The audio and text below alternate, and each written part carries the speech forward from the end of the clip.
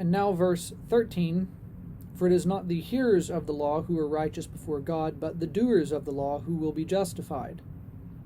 Now here again, we want to be extremely careful not to isolate this verse from the broader context of Paul's argument.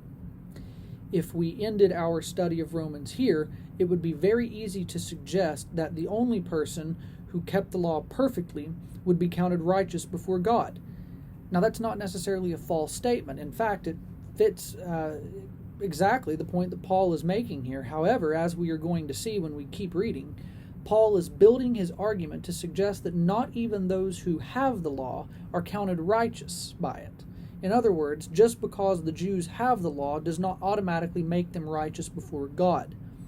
They had the law, they were taught under the law, they knew what it said, and they got the big ideas. But Paul points out that simply hearing the law it was not enough to make them righteous. They would actually have to keep it. And not just keep it to their standard, they would have to keep it to God's standard in order to be counted righteous.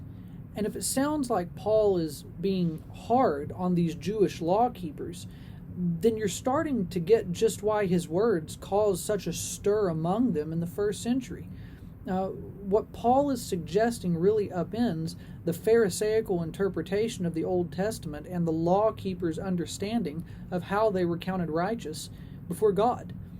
These are, in a very real sense, fighting words, and Paul is just getting started. So we'll continue our study beginning in verse 14 in the next video.